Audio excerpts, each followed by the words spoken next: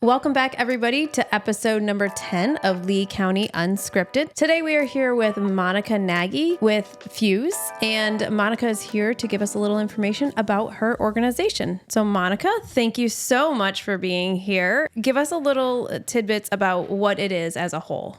Yeah, for sure. So we're a Southwest Florida anti-trafficking organization here locally that serves adult female survivors coming out of sex trafficking and exploitation and labor trafficking. For a lot of us that don't know, what is labor trafficking? Human trafficking as a whole is the use of force, fraud, and coercion to exploit somebody, which is essentially abuse them and control them and manipulate them for capital gain. So there's an exchange of money. Okay. That's the federal definition. So there's a difference between exploitation and trafficking, but trafficking specifically is there is proof that there is a trade of services, goods, or money.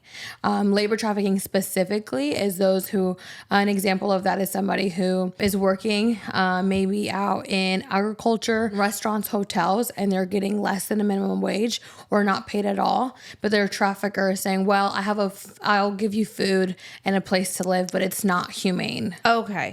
I have never heard that term before. I mean, okay. I have definitely heard of human trafficking. Yeah.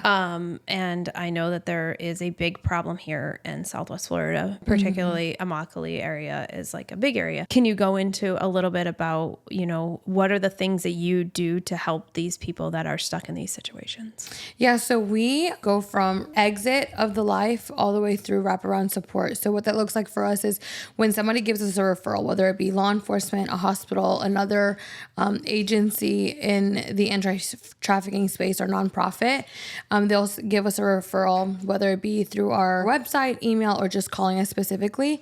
Once we get through the referral process, then we do an intake process, and that process really helps us determine if we're even the right fit for a survivor. We want to ensure that if they come to us, that we are able to support them. We are not a residential facility yet, so it's more the easiest way I can explain it is outpatient. Okay. But we still do supportive housing. So, for example, we have apartment complex that leases units to us so that we're able to place survivors into those units if we feel like it's a safe place for them to do so. We go from as simple as case management and intake to all the way through wraparound support with our supportive housing. So trauma-informed therapy, equine therapy, the case management.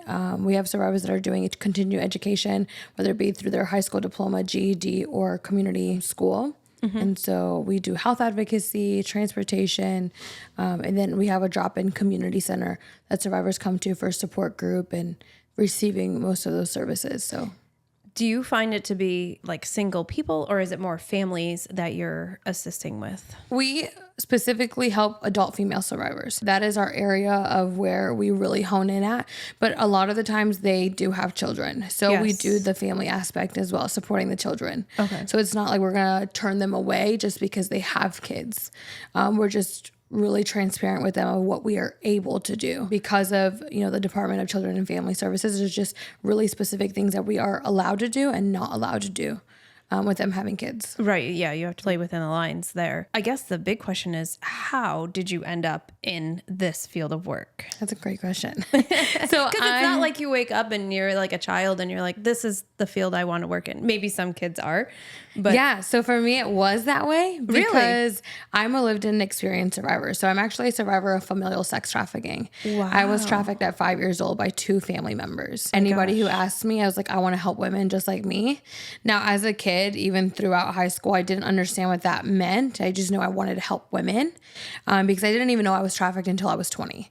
Really? I thought I was sexually assaulted and molested and just abused, but I didn't really know what trafficking was. I didn't understand it. The closest thing that I knew to trafficking was the Liam Neeson movies Taken. Yes. Oh gosh. That is very intense. And now from your experience, obviously you're going into, help others. And gosh, how does that play a role in your mental state when you see these women coming through when you've already been through it? Yeah. So in the beginning, it was very taxing. It took a lot for me to like reset. Like after every time I would hear a testimony or I would hear a survivor victim share what their experience was or helping them get to detox or whatever that looked like. In the beginning, that was really hard for me to the point where I landed right back into therapy. I was like, okay. Yeah, I would say you probably need a therapist on call at that point in time. I know I would. You're so strong for surviving all of that and thank you. Doing what you do now. Thank you. But I'm a person who like I've tried every drug. Well, maybe not everything, but I've tried a lot of drugs. I tried every other way to cope. I wanted whatever religion, like I was just seeking. You're grasping for anything. And what really went back to was like my faith in God. Like that's what saved me other than like the people that just surrounded me. And so for me, that's what sustains me now is to have that community of people around me that, you know, we believe in our faith. And that has really allowed me to say, okay, like we can do this. And it's a legacy for me. Like this isn't about, like F.U.S.E isn't about me. Is the story and the experience that I have gone through, the reason and the heart behind it for sure. But the reason why we're sustained and I keep going as the leader and continue to help these women is not because of me, is because of the legacy that we want F.U.S.E to leave and have. And we want to see the eradication of trafficking in Southwest Florida. Yes. That mission is what, like, I could be so exhausted. I could be doing a 16, 18-hour day driving up and down Florida to court or extractions or whatever that looks like. And I'm like, it's worth it. It doesn't feel so heavy all of the time when I know this is a part of the mission. I mean, you have to compartmentalize, and we deal a lot with police officers, first responders, things like that. And that's what they always talk about. My husband is a first responder, and compartmentalizing is, you know, huge. Yeah. And I think for you, more than first responder, you are in it because of your experience and you have to compartmentalize and you know that there's a bigger calling for you out there. Yeah. When did this organization F.U.S.E start? Well, okay, so I have two answers for that. Okay. It started in my heart and in like my mind. I'm like, I'm going to do this in like 2018, but really boots on the ground, building the organization the beginning of 2023. Okay. And so you're only a couple years old. Mm-hmm. Is it just you or do you have other people working for you? So it's myself and then I have 3 board members and then I have a couple of volunteers. Okay. And so in our board is a working board. I have a phenomenal board of directors and we're small but mighty and they're, you know, I make a phone call and they're like, what do you need? What do we need to have? And then they're on the phone making sure that it gets done. But that's not really that long of a time between 18 and 23 to put this plan into action. So you were very determined to have this go live and make it happen. So in 2018, when I was like, I want to do something, I was at a church that my husband's family pastors. And I went to the pastor and I said, hey, I need this connection room and I need this room and I'm going to use it on Saturday to help people that have been sexually assaulted. And he just kind of looked at me and was like, okay. Like he didn't, I didn't ask permission. I said, this is what I'm going to do. So I need a key. And he just was like, okay. And so I remember our first group, we had several ladies there. And by the end of that first Saturday, I didn't even know what I was doing. They showed up and I'm like, oh, what do I do now with all these? What do I do now? There was no like curriculum. There was no like guidance or anything. And but by the end of it, I basically just shared my story, and then people started sharing their story, and it seemed very moving. Like what? Well, and at the end of it, I had a lady come up to me and says, you know, I'm addicted to heroin, and I need out of my situation. Like I'm done doing this, and I've been coping with heroin and I need help. And I'm like, okay. In that moment, I mean, it was in the afternoon. By the evening, I took her to detox. I found a place that's going to work with her. I can't remember if she had insurance or not, but I just asked the questions that I needed to ask. And I'm like, we're going to take you to detox.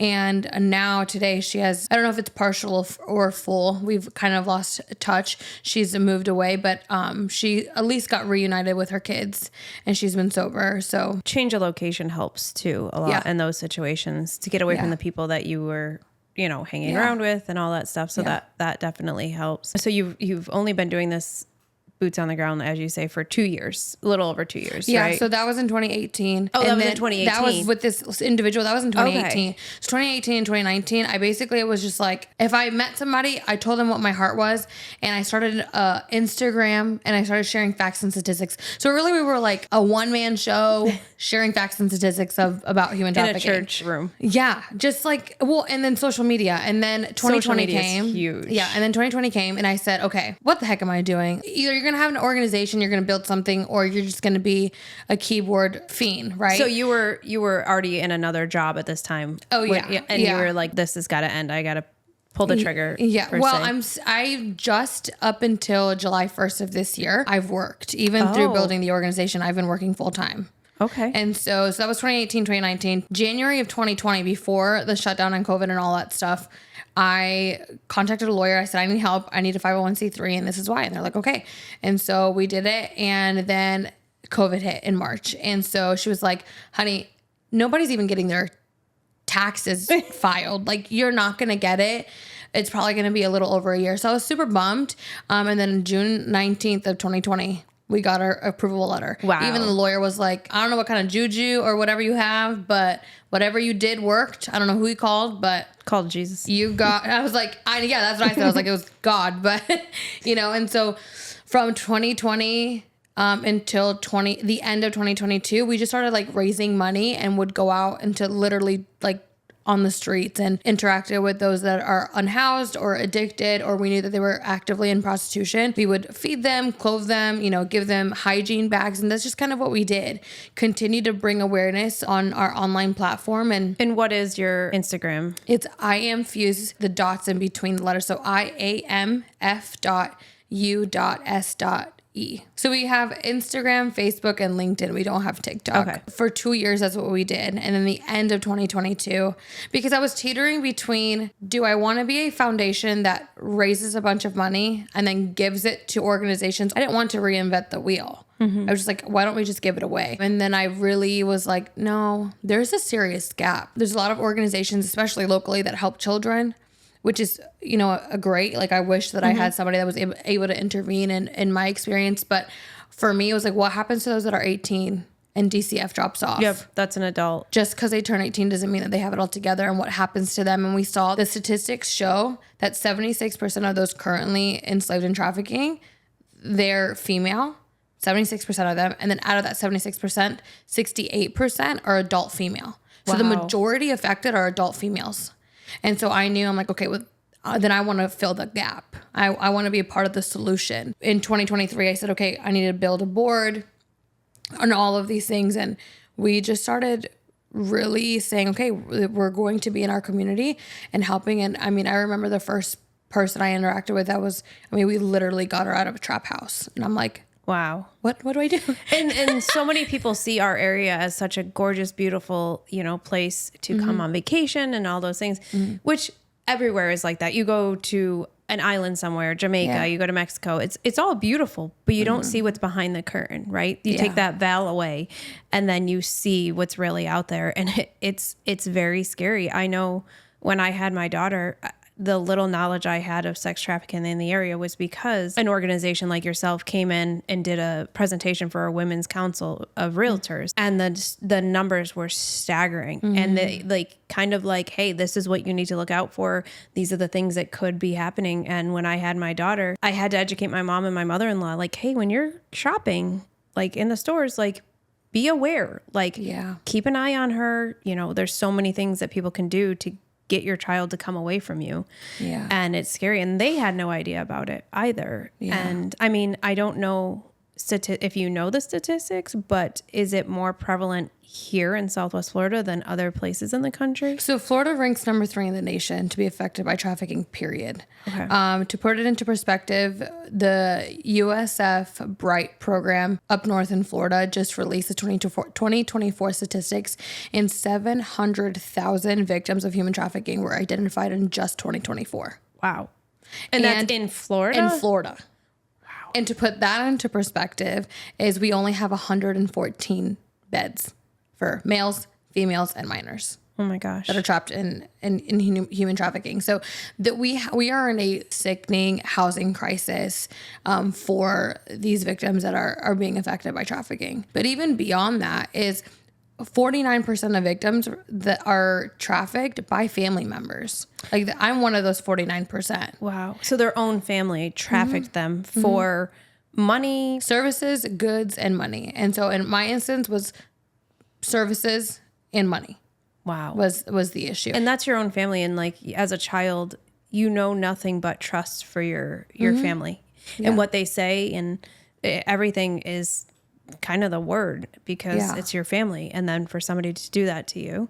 Yeah. And what traffickers look for is they prey on vulnerabilities.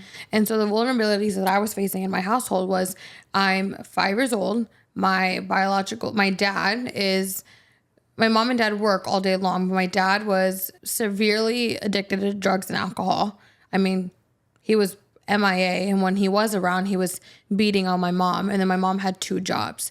And so she entrusted, while she's trying to get out of her situation, she entrusts what a grandparent, you would think a grandparent like bakes you cookies and like you're having so much fun. Well, then that grandparent sees there's a vulnerability in the house, and this is a way where I can make money. Oh my gosh. And so then that's how the exploitation for me happened. And for me, I didn't understand much, but what I understood, I didn't want what felt icky to me to happen to my little sister. And my little sister was 2 years younger than me. Oh, wow. And so I was told, you comply or it gets done to her. And so I complied. Oh my gosh, I'm and so even sorry. Thank you. And even when law enforcement was involved and DCF was involved, I kept my mouth shut because for me, I didn't understand much, but I understood what's happening to me. I didn't want happening to her. So if that means I keep my mouth shut, then I do. So that family member, didn't get charges pressed. It was there was 2 of them. There was a cousin and then my paternal grandmother. And that cousin, hi buddy. He knows when somebody like needs a little love and he's like, is everything okay? That other family member did receive charges, but they got 6 months probation. And that's it. So that's it. They weren't even charged with trafficking. They were charged with lewd and lascivious act with a minor under 12. Which is a joke. And you sit here, and I'm sure you've done your therapy, and like for me, I'm like speechless. I don't know what to say.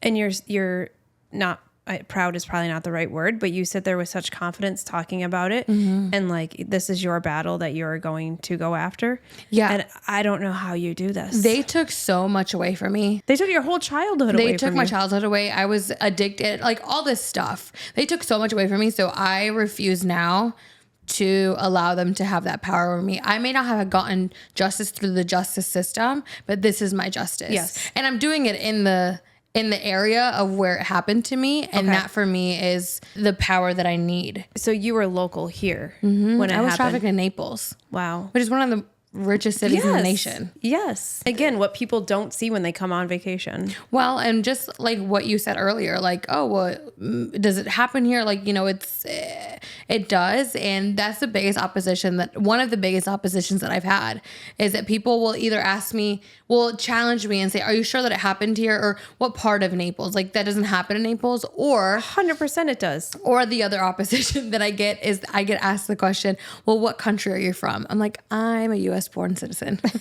And I have to educate them because it's just the statistic is 82% of those currently trafficked in the United States are actually U.S. domestic citizens. Wow. Which means that they're born and raised here. Yes, because my mind immediately went to people that were not from here, that came here illegally and that don't have a voice and can't get out of their situation. That's where my head went to immediately. Yeah. But to hear that statistic is so high for U.S. citizens, and it's so sad. And there is a big separation between the affordability of housing and the wages that they're getting in agriculture or anything like that, service industry.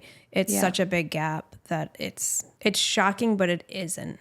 You know, when you see the coastline of where we live in Southwest Florida, the mansions and the this and the that, and then you look to the other side, the complete other side going towards inland, people are living in such poverty and the roof over their head is literally leaking or falling in And, it's just not great situations for them. Yeah, if there's a vulnerability, whether it be a housing vulnerability, food vulnerability, the vulnerabilities in the house, if there's a broken home, there's parents that are being divorced, or there's addiction involved, whatever vulnerability is, a trafficker will sniff it out and they're going to exploit. That's how they prey on their victim. Traffickers are willing to wait and be patient. They will I have seen traffickers build relationships for up to 36 months with their victim. Wow. Building a relationship, wanting to get to know them. They want to be the hero in their story. So if you have, especially online, we've seen trafficking, online exploitation rise 400% since 2020. I can imagine. It's sickening what they go through. And I don't know. I mean, I think it takes a very special police officer to be able to do that. And I can't imagine what they go through on a daily basis of what they see. And now you're in the thick of it on the opposite side, trying to, get everybody out of there. I guess one of my main questions would be for you, where do you see your organization going in the Next 5 years and then in the next 10 years? Because you've already made such a big jump in just a couple years. What is the next 5 years going to look like for you? Really establishing what housing for us looks like. When people think residential housing, they think, you're going to buy or build a house and you're going to have a program. For us, although that is phenomenal, and I think the organizations that do have that model, it's needed. So they need to continue to doing what they're really good at. But for us, we want long-term sustainability. A 12 to 18 month program sometimes just doesn't cut it. Right. If they don't know how to cut a check, but they're able to be sober for 18 months because they don't know how to cut a check, or they don't know how to balance a checkbook, within 6 months, you're going to see these survivors right back into exploitation. They need to know how to live long and sustainable life, and long-term housing and transitional housing is so needed, especially in Florida. We have a lot of intake homes, we have a lot of assessment homes, we have a lot of residential homes for a specific amount of time for a program. But we don't see that transitional housing. It's how do we get them from they're in a house with a minimum of 4 people and everything is controlled, everything is paid for, they're getting sober and they're starting to heal internally. But now we say, okay, you're graduated. Go figure it out. Learn how to balance checkbook, learn how to apply for jobs, build resumes, learn how to wash your own clothes. The life skills is what we're lacking. And, it's not in the total fault of the organizations that are operating now. There's a lot of need and there's only so much you can do.